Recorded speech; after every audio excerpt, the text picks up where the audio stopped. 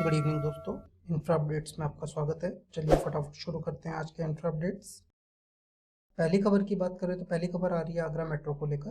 तो दोस्तों आज हमारे प्रधानमंत्री श्री नरेंद्र मोदी जी ने आगरा मेट्रो रेल प्रोजेक्ट के कंस्ट्रक्शन वर्क का शुभारंभ कर दिया है। दोस्तों अगर आगरा मेट्रो रेल प्रोजेक्ट की बात करें तो आगरा मेट्रो रेल प्रोजेक्ट की टोटल लेंथ 29.4 किलोमीटर है और इस दो कॉरिडोर के प्रोजेक्ट में टोटल 27 स्टेशन हैं, जिसमें से Sikandra to Taj east gate corridor की लेंथ 14 किलोमीटर है और इस कॉरिडोर में टोटल 13 स्टेशन हैं, जिसमें से 6 स्टेशन एलिवेटेड और 7 अंडरग्राउंड स्टेशन होंगे।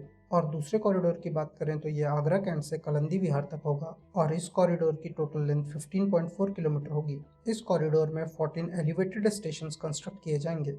इस प्रोजेक्ट की टोटल कॉस्ट 8,379.62 करोड़ रुपीस होगी और इसे अगले 4 साल में कंप्लीट करने का टारगेट है। तो दोस्तों इस मेट्रो रेल प्रोजेक्ट से आने वाले समय में आगरा के अप्रोक्स 26 लाख निवासियों के साथ साथ 60 लाख टूरिस्ट को फायदा होने की उम्मीद है।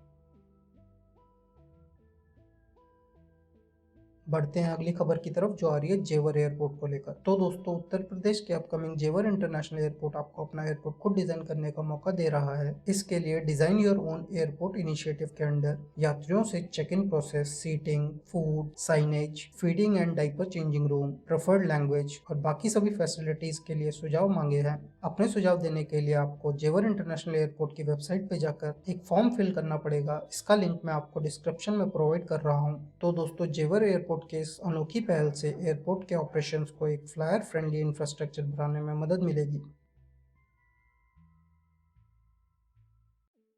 फटाफट बढ़ते हैं अगली खबर की ओर जो आ रही है national high speed rail corporation limited को लेकर। तो दोस्तों national high speed rail corporation limited ने 459 किलोमीटर लंबे Delhi Amritsar high speed rail corridor के एरियल लीडार सर्वे के लिए टेंडर फ्लोट कर दिए हैं। तो दोस्तों आने वाले टाइम में ये Delhi Amritsar high speed rail corridor Delhi Amritsar के बीच ट्रेवल टाइम को काफी कम करने वाला है और इससे यहाँ के ट्रेवलर्स को फायदा होने की उम्मीद तो है ही, साथ के साथ यहाँ के लोकल लोगों के लिए एम्प्लॉयमेंट अपॉर्चुनिटीज भी डेवलप होने की उम्मीद है। अगली खबर की ओर बढ़ते हैं। तो दोस्तों ये भी आ रही है national high speed rail corporation limited को लेकर। तो दोस्तों national high speed rail corporation ने बिड इनवाइट किए हैं 2365 किलोमीटर लंबे नए हाई स्पीड रेल लाइन के सर्वे और डीपीआर प्रिपेयर करने के लिए। दोस्तों इस टेंडर डॉक्यूमेंट में विभिन्न हाई स्पीड रेल कॉरिडोर के डीपीआर के लिए ट्रैफिक स्टडी और डाटा कलेक्शन शामिल है और इसे 180 डेज की समय सीमा में कंप्लीट करना है। तो दोस्तों ये इंडिया में हाई स्पीड रेल के फ्यूचर के लिए एक रेवोल्यूशनरी स्टेप है और जल्द ही हमें नए रूट्स पे भी high speed rail project start होते नजर आएंगे। अगली खबर की बात करें तो ये आ रही है छत्तीसगढ़ से। तो दोस्तों छत्तीसगढ़ गवर्नमेंट ने छत्तीसगढ़ के अनएम्प्लॉयड इंजीनियर्स को एम्प्लॉयमेंट देने के लिए एक हिस्टोरिक डिसीजन लिया है। इसके लिए स्टेट गवर्नमेंट के पीडब्ल्यूडी डिपार्टमेंट में ई कैटेगरी रजिस्ट्रेशन सिस्टम इम्प्लीमेंट किया है और ये 20 लाख तक के प्रोजेक्ट में डिप्लोमा इंजीनियर्स और 1 करोड़ के प्रोजेक्ट में ग्रेजुएट इंजीनियर्स का अपॉइंटमेंट मैंडेटरी किया गया है। इसके साथ ही डिप्लोमा इंजीनियर्स को पर मंथ 15,000 और ग्रेजुएट इंजीनियर्स को पर मंथ 25,000 रुपए सैलरी देने का भी प्रोविजन है। तो दोस्तों आने वाले टाइम में इस डिसीजन से छत्तीसगढ़ के बड़ी संख्या में बेरोजगार इंजीनियर्स को रोजगार मिल पाएगा।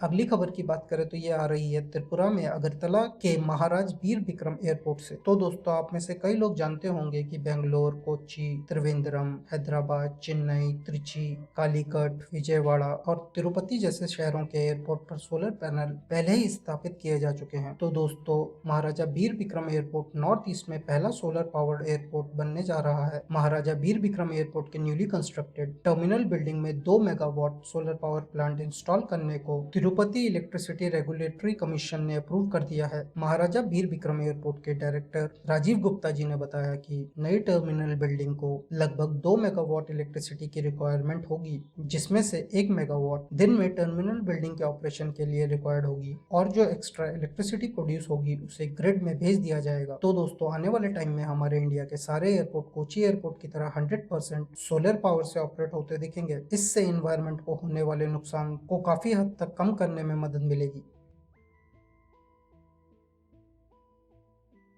फटाफट बढ़ते हैं अगली खबर की तरफ जो आ रही है गुजरात के कच्छ डिस्ट्रिक्ट से। तो दोस्तों 15 दिसंबर 2020 में हमारे देश के प्रधानमंत्री श्री नरेंद्र मोदी जी कच्छ डिस्ट्रिक्ट में इंडिया पाकिस्तान बॉर्डर के पास 3000 मेगावाट के हाइब्रिड रिन्यूएबल एनर्जी पार्क का शिलान्यास करने जा रहे हैं। ये अपनी तरह का दुनिया में सबसे बड़ा प्रोजेक्ट होगा। ये जो हाइब्रिड पार्क है इसे कच्छ में इंडिया पाकिस्तान इंटरनेशनल बॉर्डर के पास लगभग 1 लाख हेक्टेयर बंजर जमीन में कंस्ट्रक्ट करने का प्लान है। इस हाइब्रिड पार्क में 2 जोन होंगे। पहला जोन 49,600 हेक्टेयर्स का होगा। इसमें 24,800 मेगावाट क्षमता के विंड और सोलर पावर प्लांट होंगे और दूसरे जोन में एक्सक्लूसिव विंड पार्क होगा जो कि 23,000 हेक्टेयर में फैला हुआ होगा। तो दोस्तों ये रिन्यूएबल एनर्जी को लेकर काफी अच्छी डेवलपमेंट है। इससे रिलेटेड जो भी फर्दर डेवलपमेंट्स होंगी मैं आपको अगले अपडेट्स में अपडेट करता रहूंगा। आज की आखिरी खबर आ रही है गुजरात से। तो दोस्तों गुजरात के चीफ मिनिस्टर विजय रूपाणी जी ने अहमदाबाद म्यूनिसिपल कॉर्पोरेशन के 72 विकास कार्यों का भूमि पूजन कर दिया है जिनकी टोटल कॉस्ट 1078 करोड़ रुपीस है। इन विकास कार्यों में housing project, water project, urban health centre, प्रधानमंत्री Awas Yojana, garden development and beautification शामिल है।